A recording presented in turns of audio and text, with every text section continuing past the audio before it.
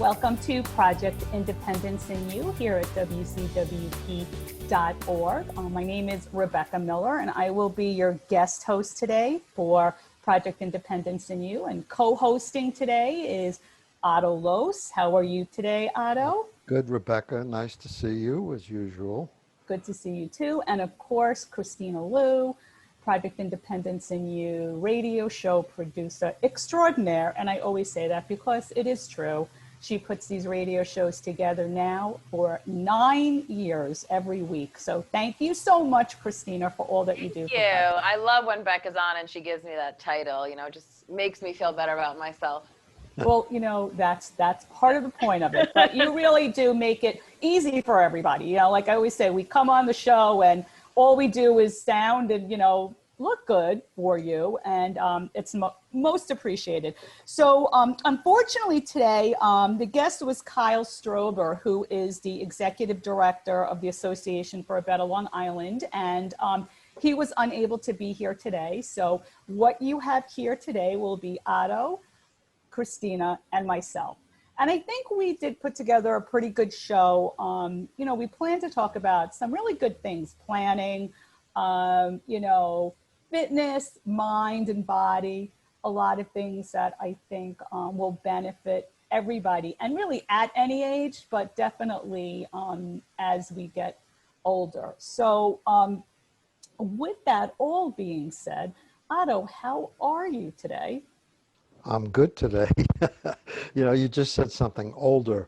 One of my granddaughters lovingly calls me, "Hey, old fella." What? Yeah, no, I like it. I think it's great. I think one of the things about older is it is what it is. Right. So why make believe you're not older? You are older, you know? Right.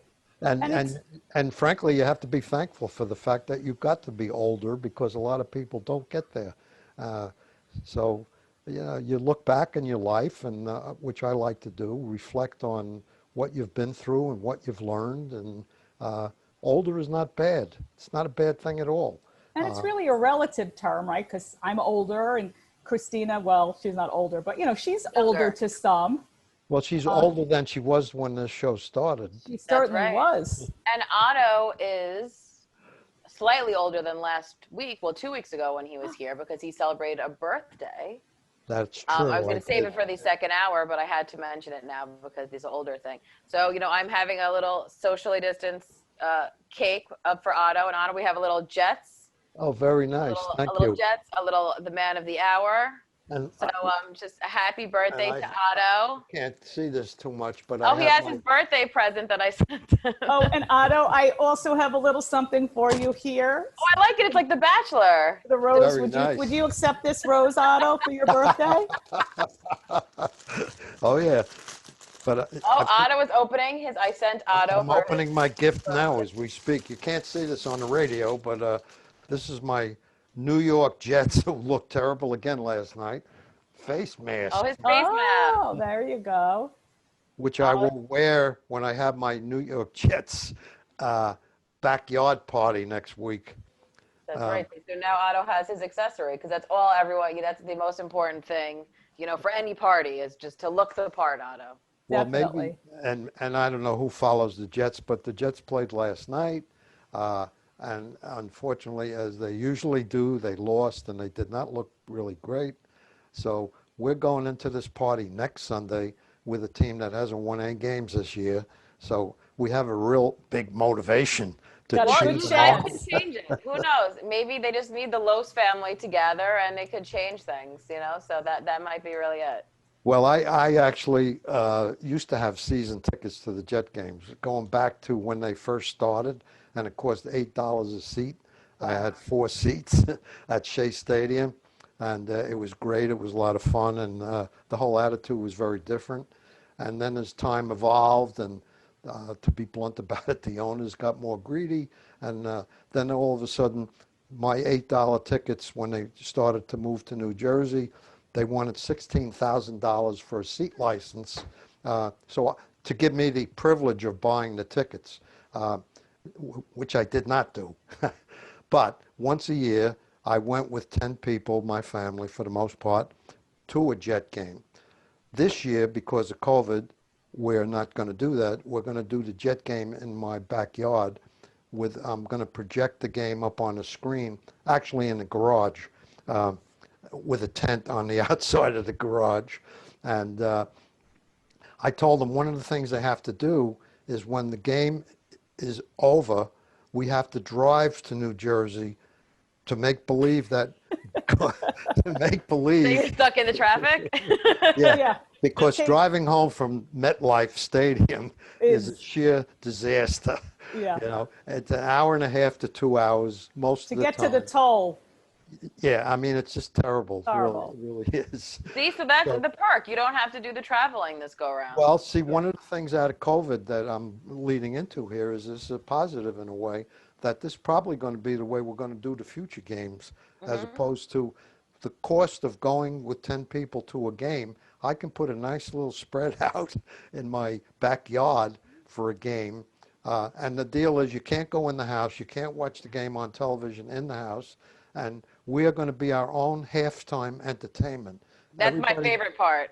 well, everybody has to bring something that makes noise, either a musical instrument or pots and pans or whatever, and we're going to march around the house several times at halftime, and then my wife Bunny is going to be the Jet girl, you know, that I love it. So good.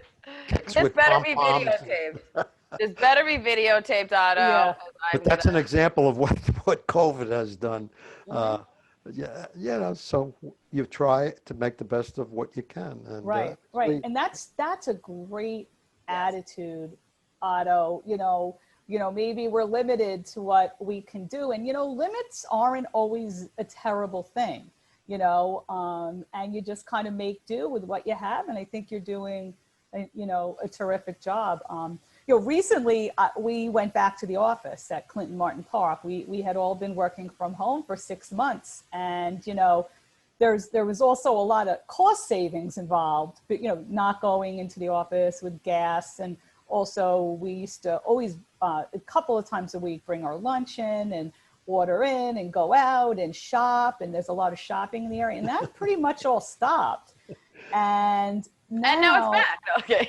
actually it isn't, which I'm I know. shocked. Now, Yeah. however, I am on personal, first name basis with every Amazon, delivery guy there is in my neighborhood.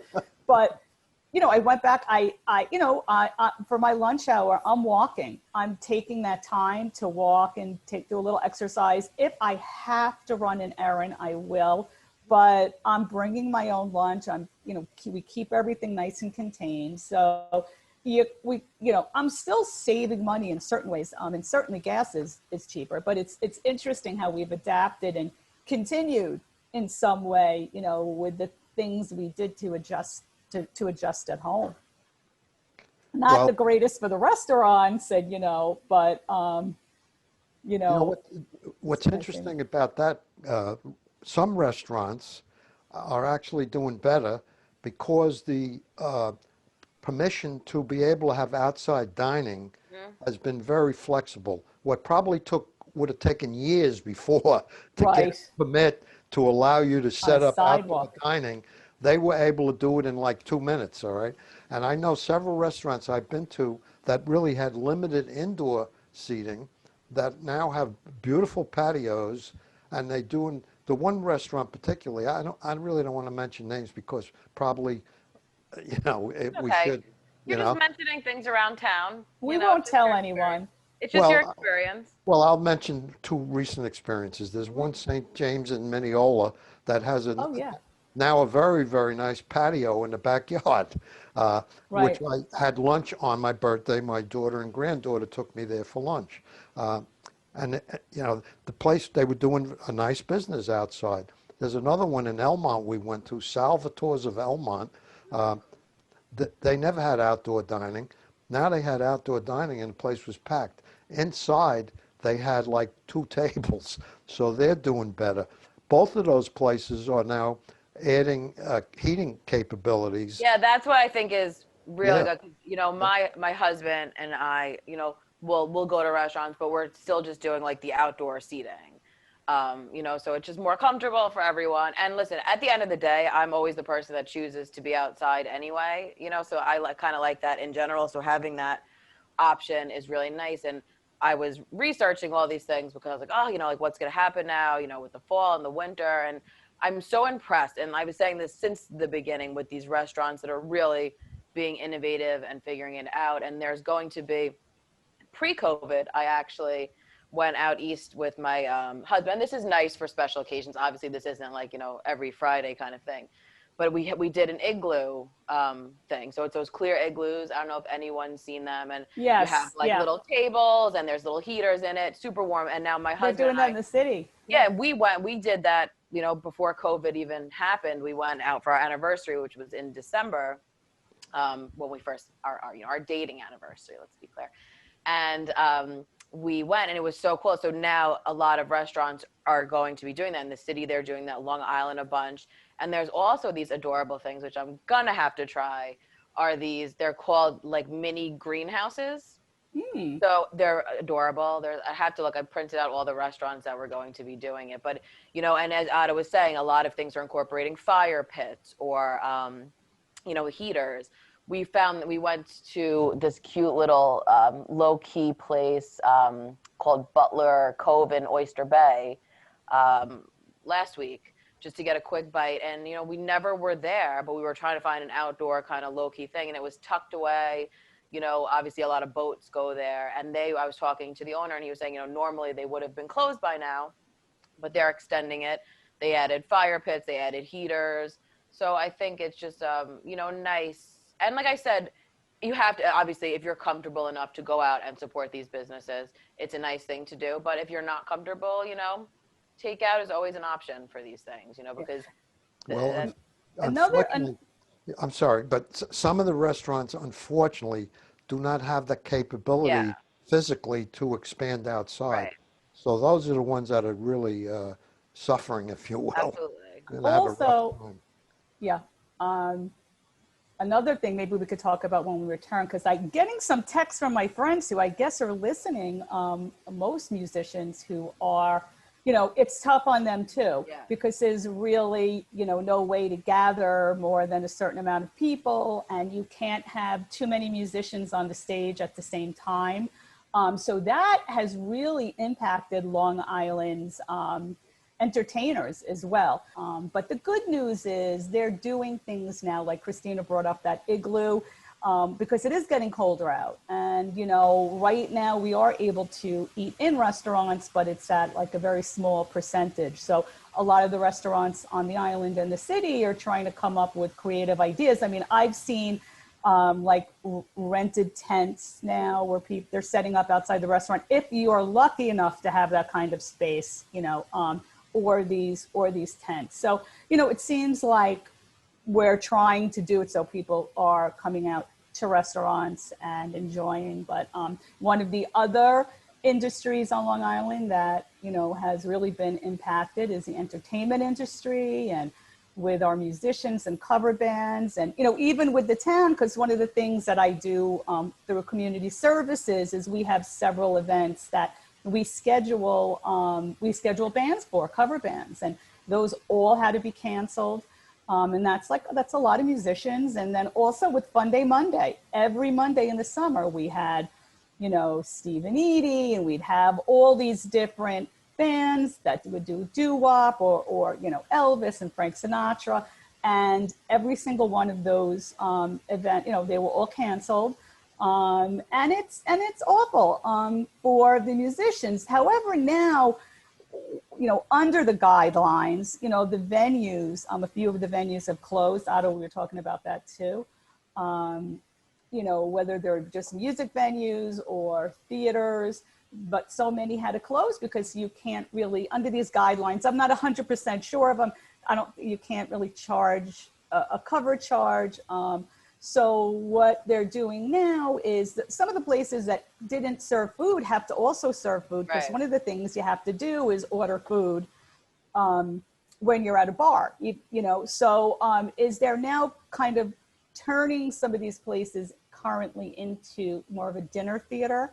So you maybe pay in advance a certain amount of money in place of the cover charge, and you have to order food, a dinner, and the band can play there. And really depending on the size of the venue and the stage, how many people can fit on there. So it's been complicated, and a lot of the Long Island musicians have lost a lot of gigs, but they're all trying different ways, just like we're doing. There's a lot of stuff happening on Zoom and Facebook, and hopefully once we kind of get through this, it'll kind of go back so that we can start booking Long Island's wonderful entertainers like we always did, and a lot of these venues can bounce back. So it is important to make sure that everybody's aware of all the different kinds of areas that are impacted by the close down. Well, think about movie theaters, all right? Talk about entertainment. Movie theaters haven't had a person in there since March the 16th. And if you look at some of these movie theaters, look at the space that they take. They take huge pieces of property with all the parking and everything that goes around with it. And, they have to have awful big pockets in order to survive. Now it's 7 months just about where nothing has come in, and all the overhead of having to maintain these huge buildings, in many cases, 5 screens, 10 screens, whatever, how big the size is, they still have expenses to pay. And some of them, I'm afraid, are not going to make it. First of all, movie theaters were having a problem in the first place before that all started. So I'm not trying to be the doom and gloom here, but I think, like if Kyle were on today, the future rebuilding of Long Island, I think some of the things that have to be thought about is some of these places aren't going to have anybody in them. So now what? What are they going to do with all these places?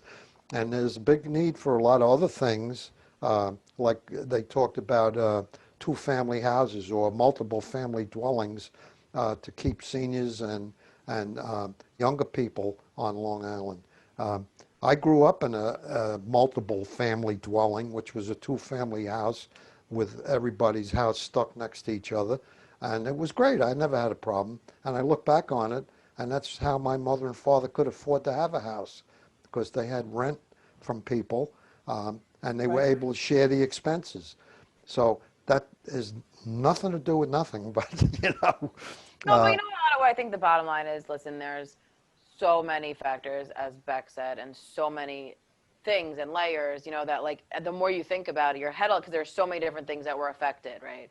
We always say first, here's the COVID, and it's the medical thing, everyone's fear, but the trickle effect of everything that meant, and the shutdown, it impacted so greatly. And I think what's so important is it really needs to be a community, a local government, and then even further, conversation about how to rebuild. Listen, we're still in it. Obviously, it's not as doom and gloomy as it once was, but we're still very much in this situation, and it's very hard, because everyone, you hear this looming second wave, whatever it might be, and no one knows. So everyone's kind of just trying to play their part in being safe, for the most part. And it's just, but I think in the future, it's, and like, we say all the time, there's a lot of things that can come out of this, maybe with these local restaurants and whatnot, and musicians, that kind of, you'll create more a new way of looking at things. Things might not be exactly the way they once were. I was laughing because, as most people know, concerts are a huge part of my life. So that being, shut down this season was just crazy. It was and I had so many pre-tickets for everything. And it was, but I was looking at other countries, what they were kind of doing, and it wasn't such a bad idea. I mean, it was like this outdoor field, and everyone kind of had their own little like square thing with like fencing, and they were like socially distanced. So you had your party, and I was like, I actually think that's kind of nice. I wasn't minding, so if there's a space, obviously, for certain things that can lend it to, I saw that the Vanderbilt Museum is having a concert under the stars, so they're going to have socially distanced, you bring your own chairs. So it's a hard part of this, which I know, and I could speak from experience because, I'm a very, in a lot of ways, routine kind of person, right? So I like to look forward to certain things, and I have my places and, my traditions. So when those things are altered, it's, rocks my world to a certain extent with, depending on what it might be. But I think, in this situation, you have to be flexible and kind of open-minded to look at things in a new way, and if what everyone has different things that are important to them. And I think whatever your thing is that you want to see still here, you support it as best as you can. Well, Yeah. what we all have to remember is the top line of this whole thing is 207,000 number right now, Yep. roughly, people have died.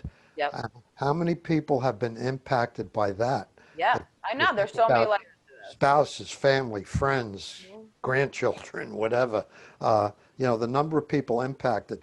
So the trade-off here is, Yeah. uh, if you're not impacted by it, it's really hard to see that. But Right. the facts of Absolutely. life are, there's a lot of people, like the fires in California. You look at those things and you think, oh my God, and anything like that. If it's not right in your door, it's hard to Of uh, course. Anything. imagine that ever can happen to you. Mm-hmm. But it can happen to you. All of the yous are people just like we are, and they've been impacted. Their lives have been ruined in many cases, and in many cases taken. Then they no longer have a life. So Right. it's There's going to it's be like some PTSD for Yes. sure, and it's already starting, and like you were saying, Otto, on top of, the COVID, we had the fires, we've had protests, we've had blackouts. Yeah. We've all been kind of, I think there's everybody in some way has been traumatized to some degree. All right. You're Um, absolutely right. And it creates, and that's what, I think is very difficult is, like I said, and I say this every show because I think it's equally as important as, the fear of getting, sick, physically sick from a COVID situation. The mental health to all this, I think, is probably the numbers are even more staggering, frankly, that because I think it just because we are in such a time, Becca, as you were saying, with so many different things going on, it creates this state of uneasiness. yes. And it's like, sure. it's like, because I laugh all the time with my mom. It's like, one day you'll have this feeling like, okay, I'm kind of keeping things normal. I'm doing little things, to keep life somewhat, how it used to be. It's like, but then all of a sudden something will happen and you'll see something or you'll hear something and it like rattles you, and all of a sudden you're like back to square one of like that feeling of terror and fear, and I think it's so easy now for that to be sparked because of these lasting effects of being in this situation. Well, we're all born into this world with a different deck of cards, all right? And everybody reacts differently to everything. And there are so many things now to react to, Right. which is not normal. But the things you mentioned, all of those things, if you watch the news, some people, unfortunately, I know, do watch the news, and we've talked about this before, watch the news all day long. And all that can do is drag you down the drain and make it worse for you or more difficult for you to handle all the chaos in many ways that Right. is going on around us. And you really have to pocket it, in my opinion, into a little compartment and try to keep it in perspective.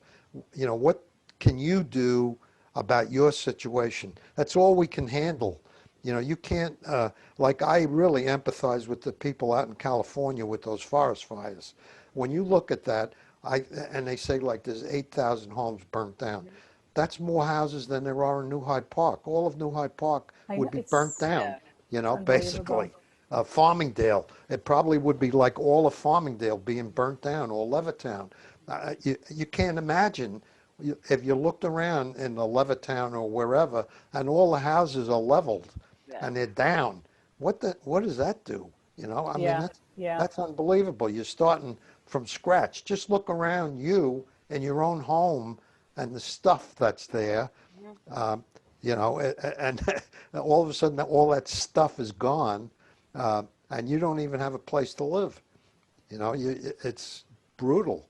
No, and I think that's why it's, it's all putting it in perspective, right? Your Right. situation, because I think, like I said, it's so easy, and it's at no one's fault, and different people to different degrees struggle with it, but feeling like, it's just, it gets too much, right? And you could worry, because I say this to my mom all the time. She's like the queen of worry.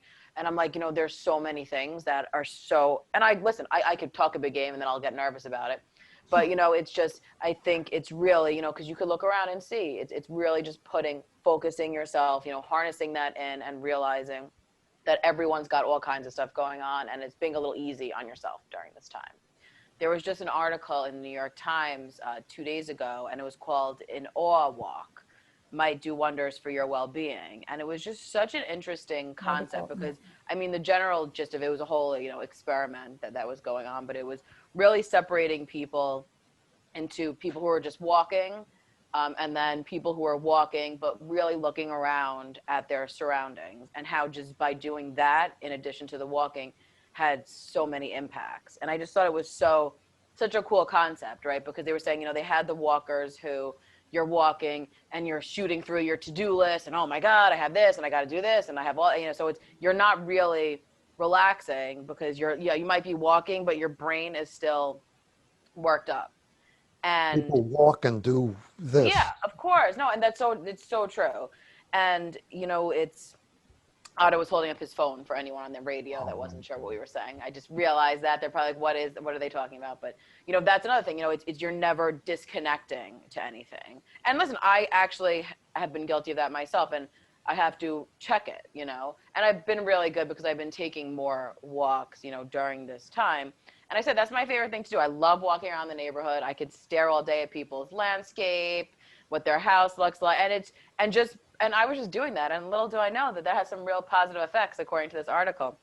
But it was saying, just by doing that, people felt more upbeat and hopeful, compared to the people that were just walking, and it helps reduce anxiety, depression, your stress, and even body inflammation. I thought was very interesting. And it was just, it always sticks to, just a quick little sidebar, which stuck in my mind since I was a little girl. One of my grandpas, he had like this core group of friends who they came up, together. So my grandfather was the photographer, his best friend, one was the graphic designer, and one was another like kind of set designer of things. And they all had their role. And one of my grandpa's friends, who actually was involved in creating the Dove logo, and I Want My MTV logo, on a fun little tidbit. Nice to But they had such a beautiful friendship, right? And these guys were also interesting, and they really came up from nothing and maintained staying friends. And my grandpa was not the easiest man to stay friends with, and they always had such a core group. And I'll never forget when I was a little girl, my grandpa's friend Tom Cordes, who had passed away a few years ago, he had said that when you walk in the city, he said so many people walk around the city and they're looking down.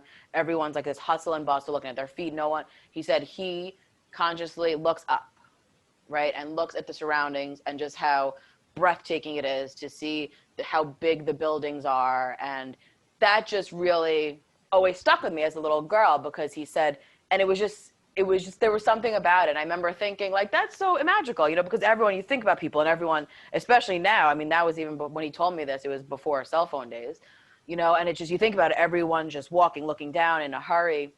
He said, but just by looking up, it gave you, and I think that ties into, this whole concept of like the awe walk, and just becoming aware of your surroundings. And what I thought was so interesting in the article too, they made people take selfies, right, to document their journey of their walk. And the people who were these awe walkers, actually, as their selfies progressed, it became less about, their head was closer in the beginning, and then it became more the background, which I thought was so beautiful. And it was just really interesting. And I think it's, that's kind of the overall message, right, we're trying to get to people here, is that there's little tiny steps you can take to kind of make life a little easier, right? So not everything is super overwhelming. We're not saying you have to go into the gym and become a bodybuilder, and nothing You know, so it's these little tiny things that could make, you know, as you keep doing them, can really make a positive impact, you know, in your daily life. Well, in Absolutely. line with what you're talking about, this coming Monday, I have a cousin of mine who we meet in the city. We have just done it again, uh, like every 3 or 4 weeks. And what we do is we go for a walk, like we've gone through, we did like 15,000 steps Wow, good for you. In Central Park. And Monday, the grand plan is we meet in Penn Station and we walk over to the west side, and there's a path that goes down to the World Trade Center. So we walk down to the World Trade Center, and then we take the sub. We have lunch, and then we take the subway back with mask and stay away from people as much as possible. The train, Long Island Railroad, I believe is relatively safe because you do wear a mask, and everybody has complied that I have seen. And like the last time I went in, there was myself and one other person on the 9:30 train from New Hyde Park to Manhattan. So there's not a lot of people. But my point is, I agree completely with that article, which I have not read, but I will. That, you know, to walk around, there's so many things to look at. Look at them, you know. Yeah. You know, they're there. You might as well enjoy them. Take a look. Yeah, and it's just, you know, and it's just so interesting because, like I said, you know, you don't even think about it sometimes, you know, and it's when you read an article like this, it just makes you think about the times that, you know, you've been more preoccupied on a walk, you know, or the times that you just, you know, disconnected and just looked around, you know. And I think especially in today's society, listen, I'm guilty of it half the time. You're so, you know, down and looking at your phone, and you're never disconnected to anything, you know. So I think it is important, and it takes something to really actively do. And I think it's great. I think the benefits are awesome, and I just really like this article. And because I like when like an article like really proves what I'm trying to preach, you know. I feel like, all right, cool, we're spreading the word, you know. Like it's It really, actually like, and it puts it in perspective because Yeah. in the beginning of COVID, I walked a lot alone. And I would go to Bethpage Park, and they have this great Right. bike trail, and then there's like lots of little ponds, and from the moment I started, I was like amazed. Yeah, I remember the at beautiful pictures. Beck took like stunning pictures of just the landscape of the it. landscape, and then like I saw this one huge tree that fell on its side. I kind of like walked off the path a little bit, and it was uprooted, huge tree. So all the roots started growing straight out, you know, like it was Yeah. on its side, and it was just like, and it started growing leaves on it. So it was just kind of interesting to see. And I'm like thinking to myself, wow, how long did this take place? And then I posted it on Facebook, and people started asking, oh, where in the park? I got to go see it. And then, you know, it's just kind of, yeah, I mean, I get it. Like the article kind of was doing what I was doing, Right. you know, without putting kind of, want to say, a label on it, but Yeah. yeah. So you find a place like that. You Well, can see what those I have walks. done a couple of times is I will drive 5 minutes, whatever, or frankly go over to North Hempstead Beach Park, which is like 15-minute ride. But what I've done is drive over to the New Hyde Park train station with the goal of seeing what's going on, because they got tremendous amounts of construction. They just finished the tunnel that goes under the Long Island Railroad and eliminated the overpass. But my point being that I picked that as an area that I'd like to snoop around and walk and see what's going on. Like they have new platforms being built and huge light power or different power towers and whatever. I mean, the construction that's going on is unbelievable. So it gives me something to kind of look at. And I walked around the neighborhood, and, you know, different, point being, a little change of scenery is not a bad thing either. When you walk. Absolutely. You know, you don't have to walk the same beat, if you will, every day. It's good to change it up a little bit.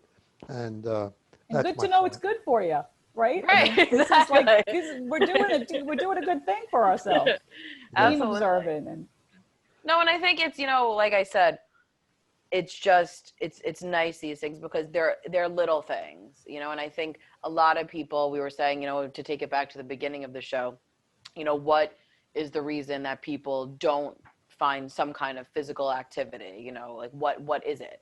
And I think a lot of times it is because what Beck had said about feeling judgment, or, you know, fear that you're not going to be good at it. You know, it takes you back to being in gym class and like kickball, and you're like, oh my God, am I gonna like get it? You know, it's all these like stresses. And I think it's, people also want like this instantaneous fix, you know, like, so you want to like go in and like, no, you could like but it's not practical really, you know. And but what's nice about something like this, it's a little thing you can do, you know. And you start off small, you know. And I've always, because I've heard people like, oh, you know, I have all these aches and pains, I can't go walk. But the thing is, where it might be difficult when you start, it's getting over that hump, you know. You gradually pick it up, you know. So if it's something you can just want to just do a, you know, a loop around your block, you know, start small, or, you know, halfway down the block, whatever your bar is. And I think, you know, the fact that you can keep growing that as you keep doing it is a little thing that you can do, you know, to just make it a little easier, you know, on yourself. And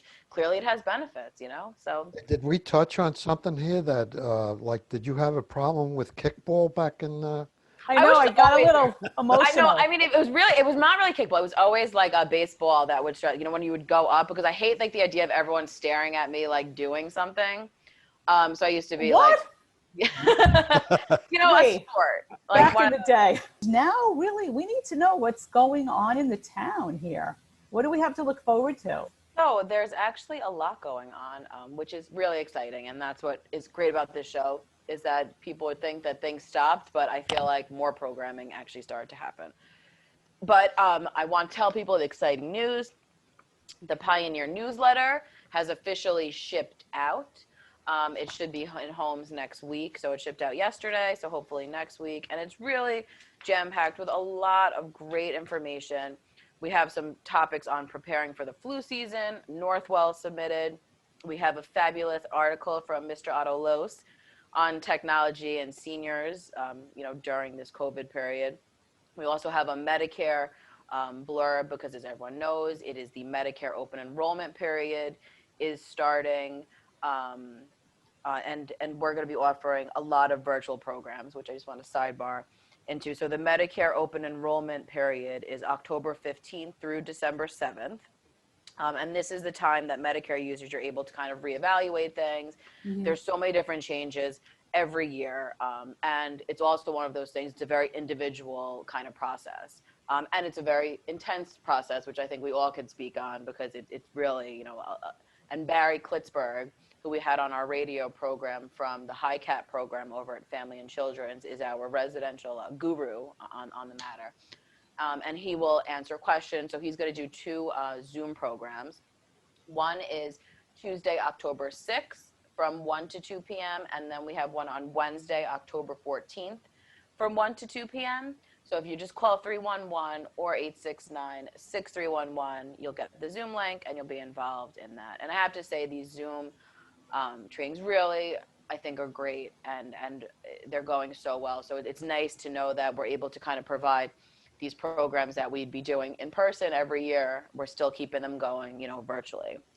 And on top of that, we're also doing Medicare Part D, which is the prescription plans. So under normal circumstances, pre-COVID, we used to have these trainings with all these pharmacists, and people would come in with a brown bag or a list of their medications and sit individually with a pharmacist and go over what medications they have and what plan kind of would work best for what medications you're on. Once again, very individual program. So all the nurses worked with St. John's, who we do it with every year. And they're going to do these phone appointments, which I think is super great. So you just need a list of all your current medications, and you're going to make a individual phone appointment with a pharmacist. You'd call 311. Great. And our nurse, Kelly, would give you a call back and coordinate, you know, a time with you. So that's going to be, the appointments are going to be available on Tuesday, October 20th, November 10th, and November 18th between 9 and 1.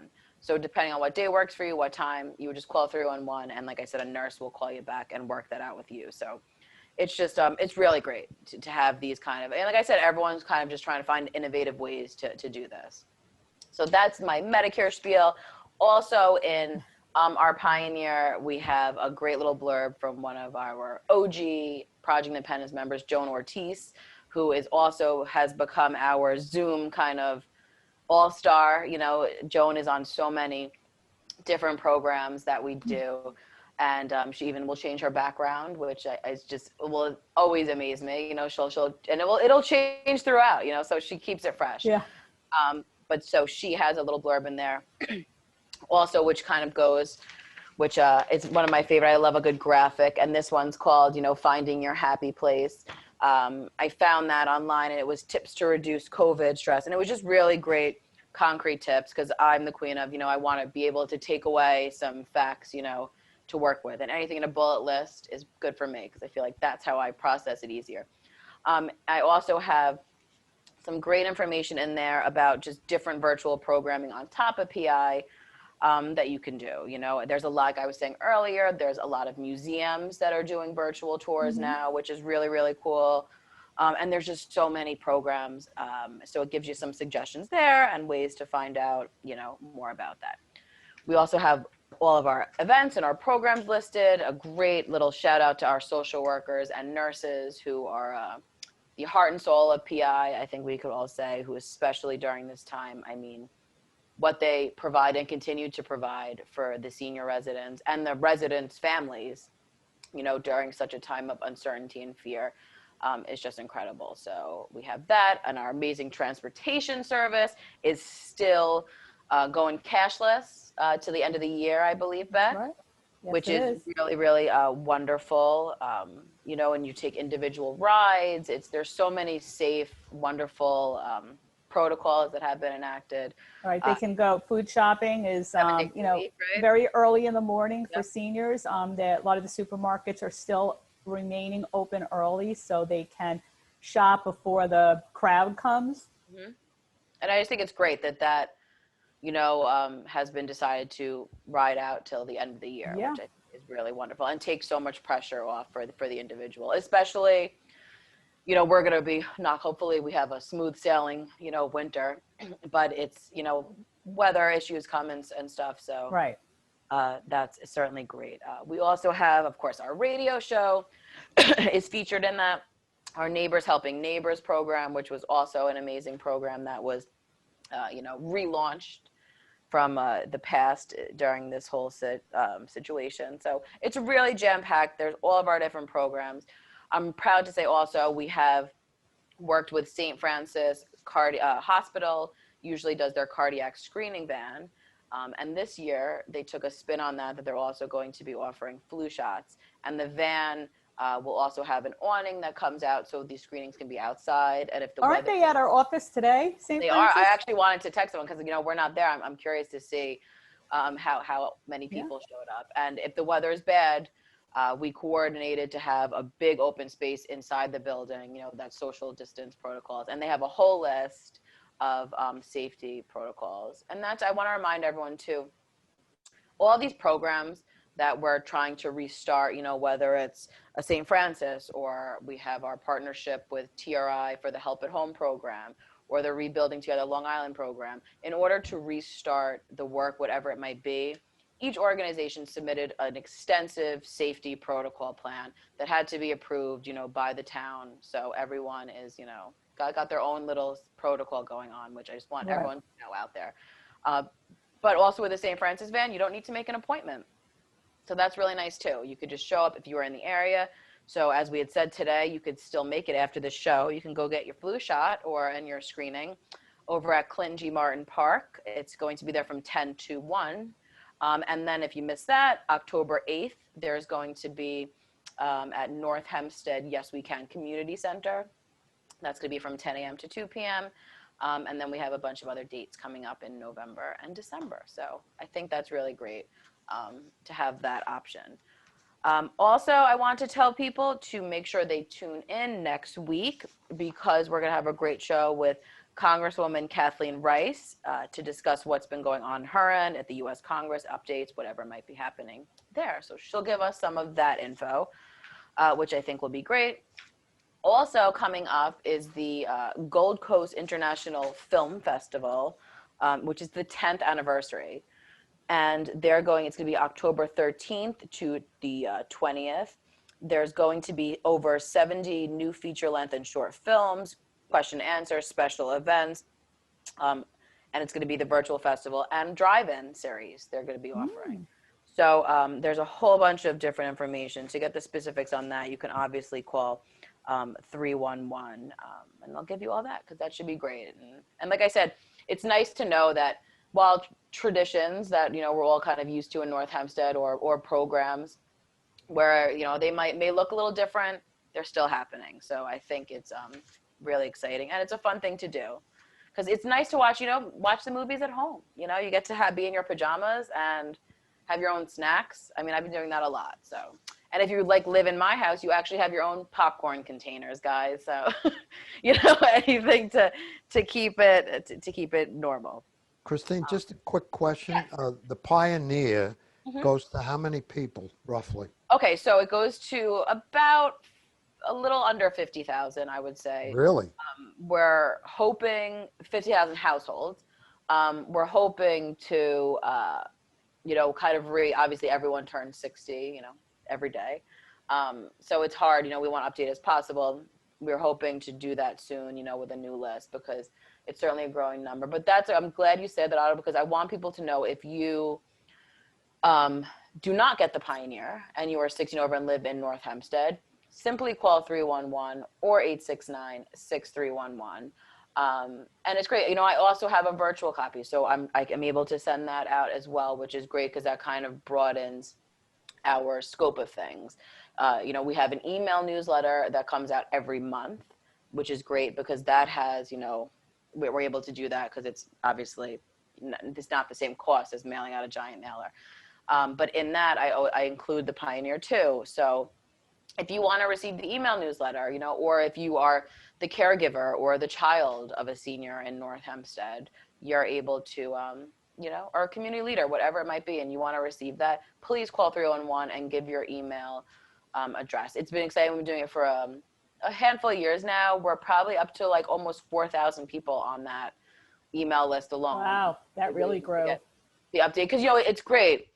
Each month I send communications, you know, any new email addresses that came in, whether it was through 311 or through surveys or people we've had on the radio program. I had them. How many registered Project Independence members do we have now? You know, I'm waiting for actually Steve Pollock, who was our stat guru, because we are approaching officially 15,000. So I don't know if we hit that yet. But I'm waiting for that. He sends it to me it should be at the beginning of the month. So hopefully I'll be getting it today, and I could tell you guys. Wow. So it's certainly exciting stuff, and it's just, you know, it's any way to spread the word. So like I said, if you are interested in receiving an email or you're not getting the hard copy of it, please call 311 or 869-6311, and we will make sure that you are on the list. Wow, and if you want to be a guest on the radio show, and Kristina would be happy to hook you up with a show coming down. I know that we're booked all the way through December. I can't believe we're at the end of the show. Thanks to Dan Cox, director of WCWP.org, Project Independence in You, every Friday. You can also access us on the app that you can listen to us live. I mean, Kristina, there's so many ways to I know, and listen. you can watch us on TV. I mean, there's all kinds of stuff now. Even the radio. That's right. You can do everything. You could do anything, radio, television. But have a very safe week. Thank you, Rebecca, as always, for filling in and doing such an awesome job. It's a pleasure, and loves to John Ryan. Project Independence in You will be back next week. Have a wonderful weekend, and be well all.